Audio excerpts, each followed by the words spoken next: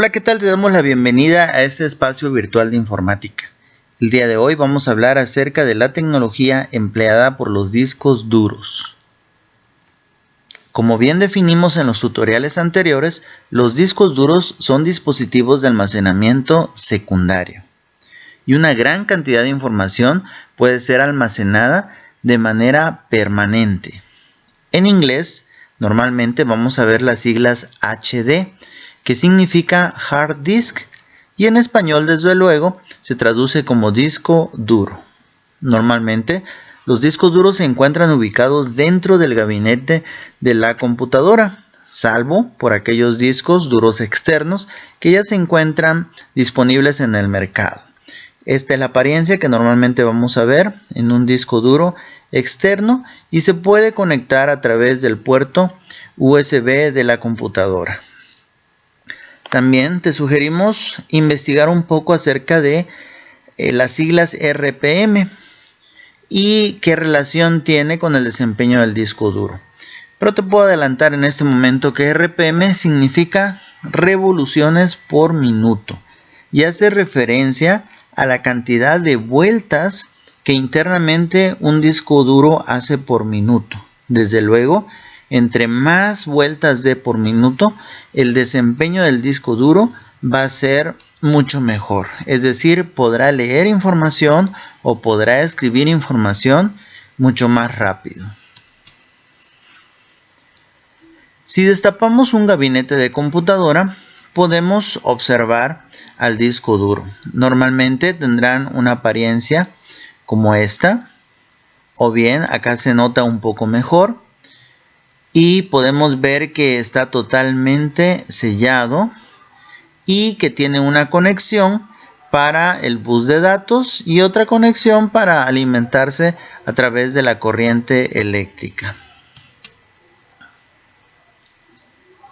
Internamente un disco duro tiene este aspecto y está formado, como se puede ver en esta parte, a través de platos metálicos. Estos platos metálicos están acompañados de un brazo que a su vez tienen en la punta o extremo un cabezal de lectura y escritura. Un disco duro, como comúnmente se llama, internamente puede tener 1, 2, 3, 4 y hasta más platos. Y en cada uno de estos platos se puede escribir de cada lado. La tecnología que utilizan los discos duros tiene su fundamento para su almacenamiento en los campos magnéticos. Recordemos que en el sistema binario existen solamente dos posibles valores, que son ceros y unos.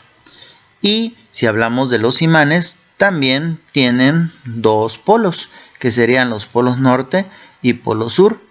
De esta manera, magnetizando las pequeñas partículas sobre la superficie del disco, es posible representar los ceros y unos, dejando polos nortes o polo sur en las pequeñas partículas que están sobre el plato del disco duro. Esto permitirá que los cabezales de lectura y escritura puedan detectar qué tipo de campo es el que se encuentra dando o de frente a dicho cabezal, si se trata de un polo norte o de un polo sur. En este caso estaríamos hablando de un 0 o de un 1.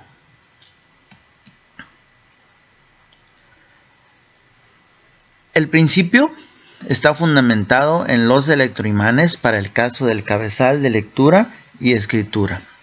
Y como bien mencioné hace un instante, en la punta del brazo se encuentra el cabezal, y cuyo principio sería semejante a esta imagen que vemos aquí.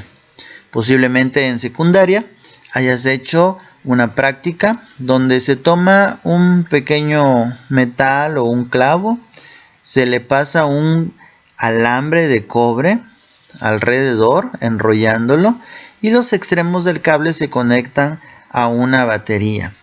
En el instante en que estos cables o extremos son conectados, se forma un electroimán, es decir, este clavo se convierte en imán.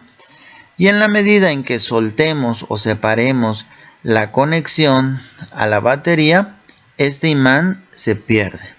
Si invertimos la batería, en esta imagen tenemos acá el positivo y de este lado el negativo, pero si llegamos a invertir la batería, lo que sucede en el electroimán es que sus polos se invierten. De esa manera los cabezales pueden invertir su polo norte o polo sur y detectar de qué se trata, si un 0 o un 1 sobre la superficie del plato, es decir, qué cara es la que está mostrando la partícula hacia el cabezal, polo norte o polo sur. Ahora hablemos un poquito acerca de la estructura del disco. El disco se va magnetizando en forma de círculos concéntricos, es decir, un círculo alrededor de otro círculo y así sucesivamente. Se van a ir formando círculos conforme se vaya escribiendo sobre la superficie del disco duro. A cada uno de estos círculos le llamaremos pistas. Ahora, cada pista está seccionada y a cada sección de esta pista le daremos el nombre de sector. Un disco duro puede contener más de un plato, como vimos en las imágenes anteriores, y es posible escribir en ambos lados del plato. A cada uno de esos lados le llamaremos cara. Cuando hablamos del mismo número de pistas de todas las caras de todos los platos, entonces imaginariamente se estará formando un cilindro. Las pistas, los sectores, las caras y cilindros son enumerados de tal manera que se pueda hacer referencia por su número correspondiente. Ahora podemos ver en esta imagen. Estamos viendo lo que sería la cara de un plato. Y si se dan cuenta, tenemos un círculo y alrededor de ese otro círculo y alrededor de ese otro círculo. A cada uno de estos círculos es a lo que estamos llamando pistas. Ahora, si hablamos de esta pista, pero simplemente de un fragmento o fracción de esa pista, estaremos hablando de un sector. Por ejemplo, este es un sector, este es otro sector y este sería otro sector. Los discos se manejan a través de una tabla de asignación de archivos, mejor conocida como FAT. La FAT almacena información referente a todos los archivos contenidos en el disco, incluyendo sus nombres, el número de plato en el que están, el número de pista, el número de sector en el que se encuentran alojados y desde luego información como la fecha en que fue creado, como la cantidad de almacenamiento que está ocupando, etcétera, etcétera. La FAT es similar al índice de un libro, en el cual encontramos los temas y el número de página en los que se encuentran. Ahora imagínate, ¿qué sucede cuando estás en el entorno de Windows y te vas a mi PC y observas todos los archivos que están almacenados en el disco? Si tú le das doble clic a uno de esos archivos, automáticamente se va a abrir. Pero ¿cómo sabe en qué parte del disco va a ir a leer ese archivo para poder mostrártelo?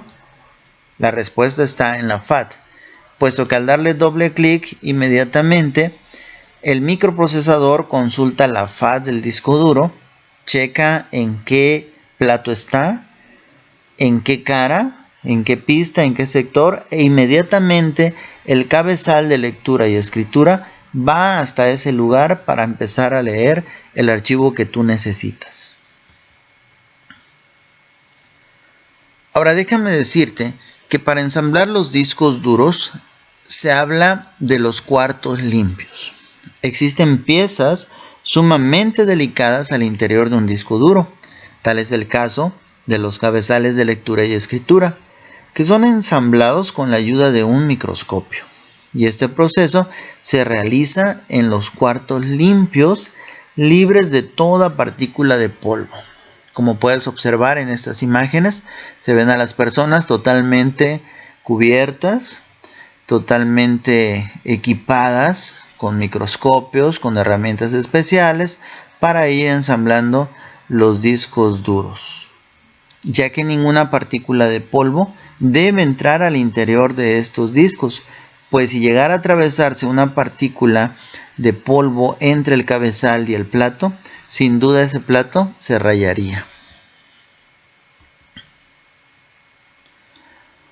Ahora bien, como antecedentes podemos mencionar al tambor magnético.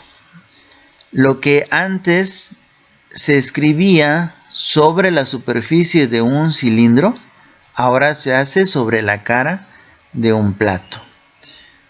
Toda esta superficie permitía almacenar información sobre ella a través de magnetismo.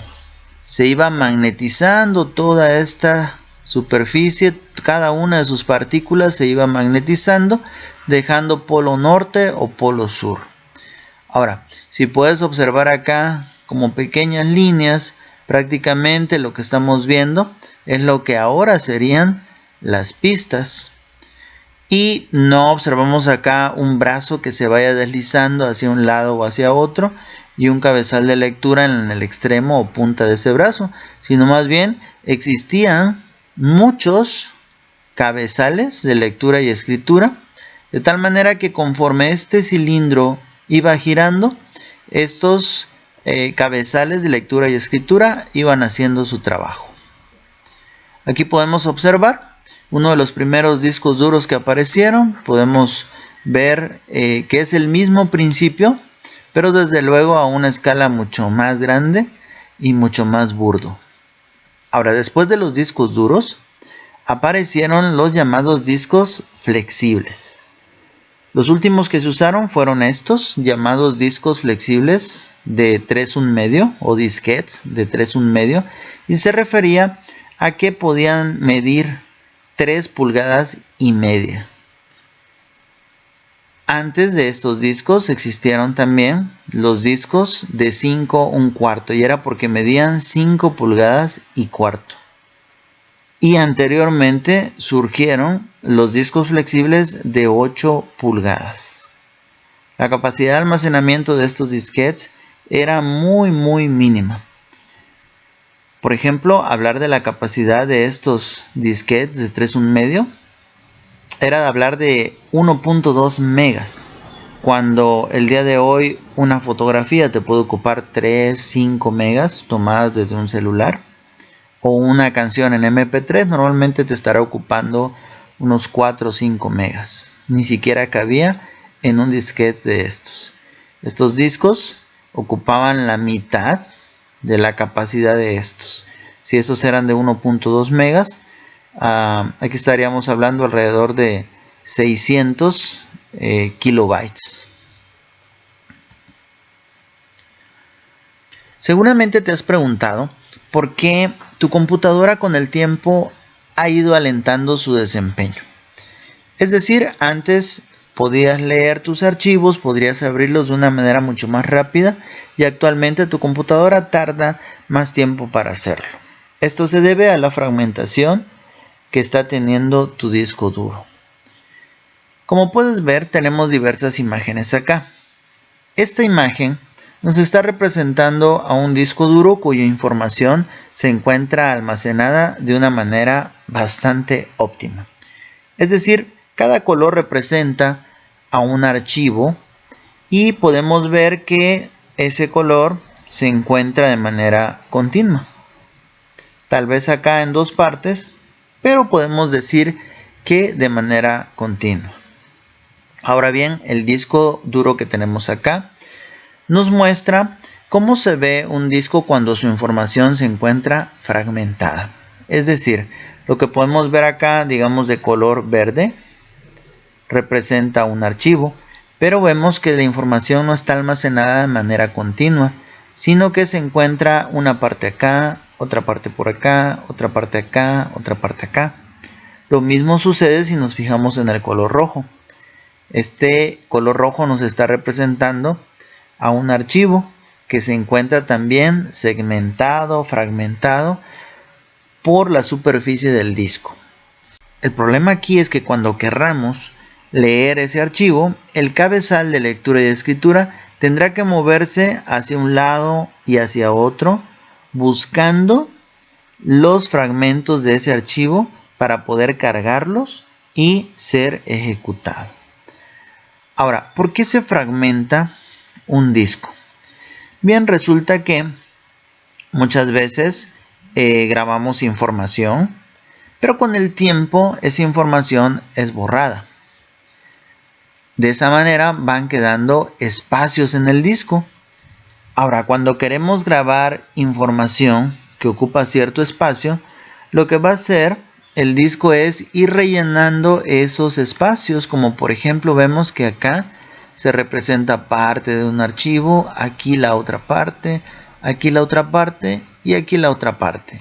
De esta manera la información entonces queda fragmentada, lo que hace que el rendimiento se vea afectado, puesto que no es lo mismo leer un archivo que está de manera continua a leer un archivo que está todo fragmentado y tenemos que ir recogiendo las partes. Ahora bien, se te sugiere consultar también más fuentes a través de internet y te dejo por acá este link para que puedas observar, para que puedas ver un poco más acerca del funcionamiento de discos duros, acerca de la fragmentación y cómo dar solución a este tipo de problemas.